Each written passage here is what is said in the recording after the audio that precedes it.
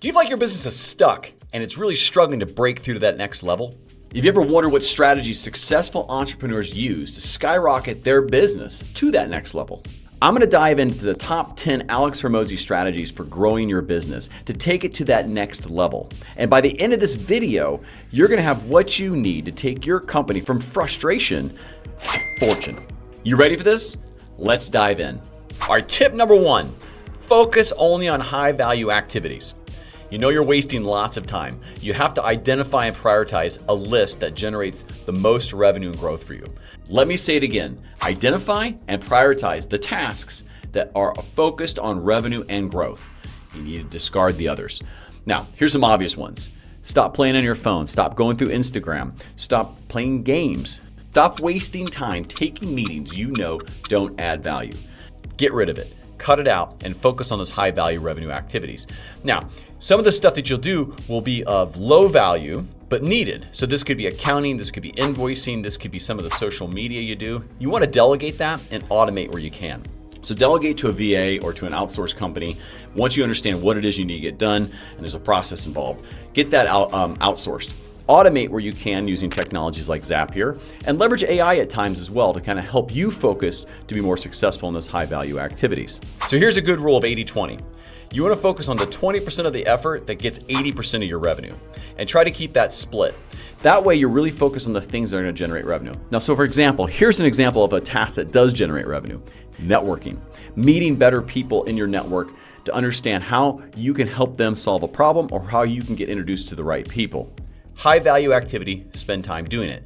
Maybe you're focusing on better ads, better content quality. These things bring in leads, they bring in revenue, focus on that. I know personally for us, it is all about that network. It's all about relationships, it's all about building trust. It's also about building really good video content. So we spend a ton of time focusing on this as well, in addition to a video podcast. Great use of our time because it's a top of funnel lead generator for our company. You need to find the top prioritized list for you and focus on them so you generate revenue and growth. Be unwavering in your focus, laser focus on the things that are going to make you revenue and have your company grow. Tip number 2, you got to master sales and marketing. You have to be able to nail this. You got to develop sales skills and really effective ways to convert leads into customers and customers into referral partners. Now, this doesn't mean you go, boiler room selling. You need to learn also the marketing aspect of this. This is where you can get people to love your brand, understand what you're doing, and even better, get them to buy from you so you don't have to sell. For example, let's say you're using LinkedIn to meet people to generate leads. There's only 2 reasons really people are on LinkedIn. It's to get a job for their career or sell something. No one's on there really to buy anything. That's usually what people go to Google for. So if you're on there to sell something, you got to really flip the script a bit and think, how can I get people to want to buy something from me? How can I get them to want to follow what I do and the information that we share so they come to me for sales? That form of marketing is much more powerful than maybe a boiler room. Now, there's another form of sales, right? You might need to run ads, and you want to learn how to test and optimize those kind of sales funnels to have better performance. But whatever your sales technique is, whatever your marketing techniques are, you got to really get in the weeds and understand it. Let me give you an example. For us, our biggest technique is in short meetings. So we do a podcast, we do some outreach on LinkedIn. I bring people into a 15-minute meeting. That 15-minute meeting is all I need to determine if they'd be a good fit for the podcast, which is a revenue stream.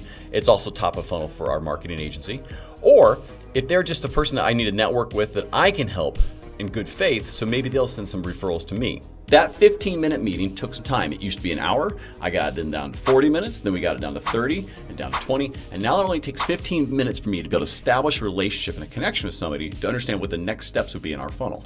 So to sum it up, you really need to master sales and marketing in your world and focus. Remember tip number 1, focus on those high value activities within that so you can maximize the efforts and the investment you're going to make in both time and money in sales and marketing. Tip number 3 is in personal development. You need to invest in yourself.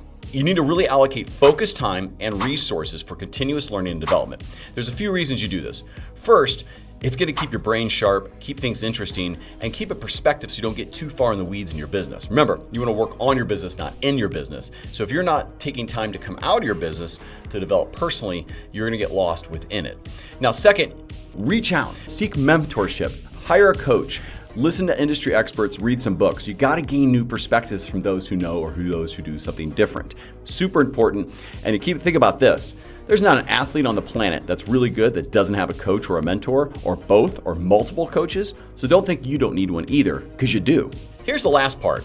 You go out and learn things, you get some mentorship, you allocate the time for the growth, but if you don't also take the time to actually implement it, and that's sometimes the really hard work, if you don't go implement it, nothing changes. So take the time and get the strategies involved to learn how to implement what you've learned so you'll stay competitive and ahead of your competition. So let's bring that together. Personal development, invest it. Invest some money, invest some time. If you can do this, you'll stay sharp, you'll stay ahead of your competition, and you'll also have a little bit more fun while running your business. Tip number 4, you really need to build a scalable system. Elon Musk one time said, it takes about this much to build a car, but it takes about this much to build a process and a system to build it automatically. And it's so true. You have to create efficient processes that can handle kind of an increase in demand, that could be, leveraging automation, AI, and humans in congruently together. You want to make sure that these processes are streamlined so the repetitive tasks you're not doing, so you can put your brain power where necessary. See, scalable systems allow you to eventually exit your business, which also makes your business way more valuable. A business that doesn't require the owner to run it is a multiple, 4, 5, 10 times more valuable than one that requires their brand, their personal being to be there. I know from personal experience, when we started, 100% of what was going on was on my brand. I was involved in every sale, I was involved in every meeting, and as we've scaled, I have exited out of operations. I do less of the sales. I even have now products that don't require my time, just the knowledge of the processes of which we built.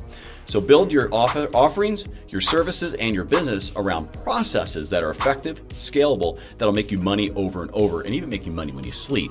Now, you definitely want to regularly review and refine these processes, and these systems in particular. And a system, to be defined, it is really a set of processes that work together to deliver value, deliver result. So you have to look at the bigger picture of your organization, the processes that support it, and see how that system works. Continually refine, continually improve, and you'll continually increase your profits, your revenue, and also lower your operating costs. So invest in building scalable systems so your company can scale without the need of you, and you can grow faster and further. All right, tip number 5. You have to have irresistible offers. This is so important. You need to craft an offer that provides so much value to your customers, they'd almost feel stupid for saying no. And I say that because it's true. Your initial offer to somebody, specifically when they don't really know or trust you, has to be so over the top in value that they have to say yes. What you deliver, though, is less than what you promised. You do have a problem. So make sure you have the right mix of value to their investment to what you can offer and actually deliver. You definitely want to highlight in that the unique benefits, distinguishers, and the solutions that your product or service does. It's got to be clear, but in the context of what problems it solves and what benefits it gives the customer. So don't be over-focused on my product does this, my service does that. Focus on my product solves this, my service solves that. Understand how the customer's perspective is of what they're buying and what their goals are when you describe it. And furthermore, use some of these techniques carefully. Now, what I mean by that is use some of these like limited time promotions, sales, urgency, scarcity, things like this. Use them with caution. Let me give you an example. One thing that drives me nuts is when someone says, I'm taking limited customers, but at the same time I see that they have thousands of customers each month. They advertise that. That's just a ploy and people see through that, and it actually degrades your brand and trust when they see this. But let's say you're a one-on-one coaching business and you say, literally, I can only take 20 customers a month to deliver what I want. I have room for 2 more. Do that. That works. If you have a product or service that you're going to discount and it's in a 20-minute window that they have to buy, though I don't like time pressures for some kinds of products, especially high ticket or more expensive items, when you offer a time-sensitive one, like, hey, buy in the next 30 minutes and you get 20% off, make sure you stick to that. Have some integrity that maybe future discounts are only 15%. If you don't do that, people will know about it and it won't feel as genuine or truly like an offer. So stick to your guns when you're going to do a time-based thing, and make sure that that offer is not available when the time does expire. Offering irresistible deals is core to growing your business. You got to have lots of value up front. You got to use some of the sales and marketing techniques out there to highlight the unique benefits, and use some of the techniques like promotions, etc., to bring it home. But you got to really master this as well. You got to definitely be able able to offer something that's irresistible, customers got to say yes to. Tip number 6, I want you to focus on customer retention even over customer acquisition. Now, retention is much more valuable. The average life of the value of the customer goes up, the operations and to deliver it can often come down. Also, your gross profit over time goes up as well. So you want to make sure you're providing exceptional customer service from day one, making sure that the clients are satisfied, they stay loyal. A lot of this ties to the offer as well. If you've sold them X value, but you deliver less, their customer satisfaction and retention is probably going to go down. But if you have offered, let's say, a certain level of value and you've even exceeded it a little bit, they're just going to be so happy. They're going to talk about you all the time and you're going to get some deals from that. You can do affiliate programs where they make money or they reduce some of their costs. That's another great technique. But you do need to focus on customer retention. You definitely also want to seek feedback. This can be very difficult. Asking a customer what we can do better, what do they love, and what they don't. So one of the things we do, to be specific, is we ask the customer 3 questions. What's the one part of our service that you can't live without? What's part of our service that you wouldn't care if existed? And what's a service we should offer that we don't? If you do these 3 simple questions, it usually unveils a lot about what they think about your service, what works, what doesn't, and what you should do. And we've used this probably every 90 days to pivot what we do to offer for our services so we best meet the needs of our customers. Our customer retention is very high because of this, and it's improved over time because we took the time to ask. Tip number 7, you got to optimize your pricing strategy. You got to make sure your price, the investment the customer makes, that is, reflects the value of your product or service. Now, this is where a lot of entrepreneurs get stuck because they tend to underprice value initially and sometimes overprice because of whatever their situation is.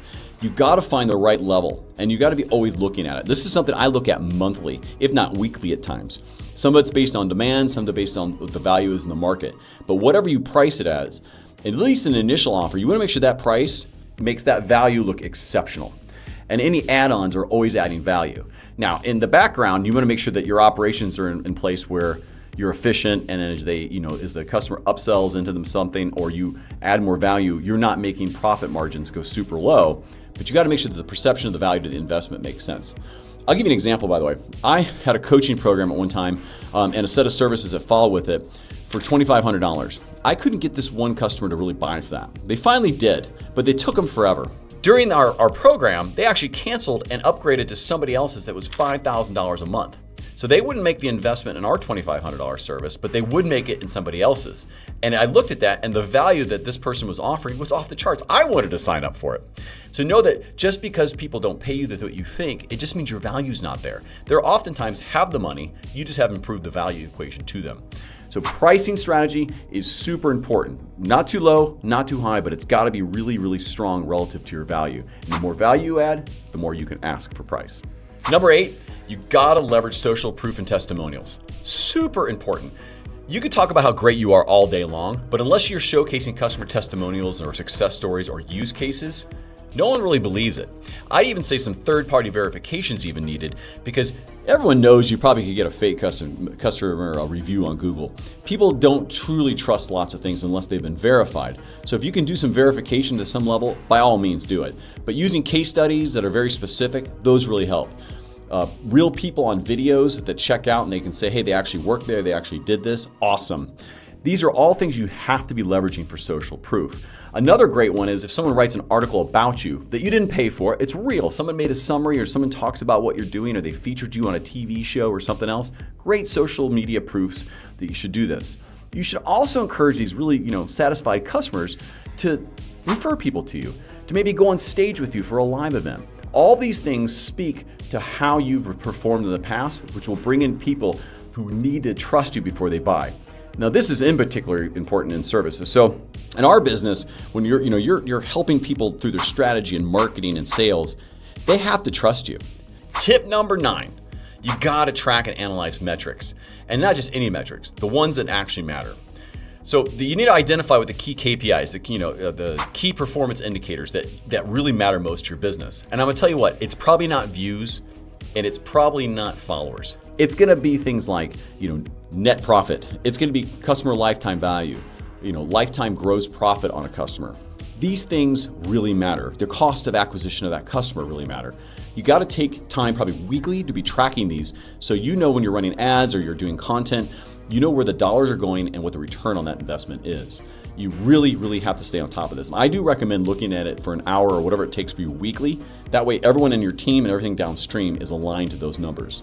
These data-driven insights will really make better informed decisions on where you put your investment, the kind of people you hire, the kind of things you're doing. The understanding the why of that data is super important. Now, here's a tip. I didn't get it, what was really important, so we hired a consultant to come in, say, here are the KPIs for your business that are very typical. Here's how you metric some, here's the benchmarks.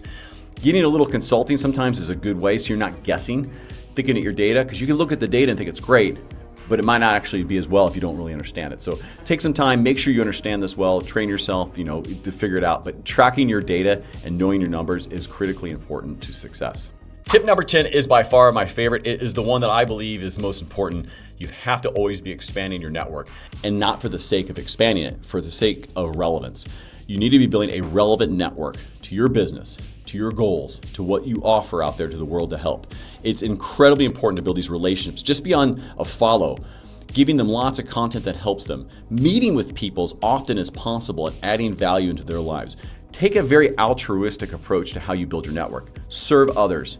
Abundance mindset. This is the way to go to actually build a network that will be out there for you, interested in what you do, and actively maybe even marketing for you because they like you, they trust you, they understand you. You want to make sure you're also mixing things like social media, live events on camera, maybe even attending things in person. All these things matter. Masterclasses, helping somebody else out on their podcast, all this stuff. You got to be participating, you got to be present, and you got to be strategic with it. You got to pick things that are actually going to help your personal brand, business brand, and your goals and your network. And finally, think of collaboration. Sometimes it's not about you. Sometimes you want to help others be successful. Sometimes you want to collaborate on an article or a project. If you can find the time and you can find the right strategic people to work with, this is a really nice way to build trust within your network. Now, these tips are going to help you scale and grow your business to be very successful. This is what entrepreneurs do every day that are successful. I meet hundreds each month, and the ones that are being successful are doing these things very well. Are they doing them perfect? No, but they're doing them really, really well, and they're always looking to refine and improve, and they're conscious of what they're doing in those 10. Take a few moments, take a look at this. If you got any questions, you can reach out to me on LinkedIn. Check out our next video that's going to look at some automation and AI and how it's going to help you save time, money, and just be way more efficient in your business. Give us a subscribe. Thanks for watching, and get out there and go unleash your entrepreneur.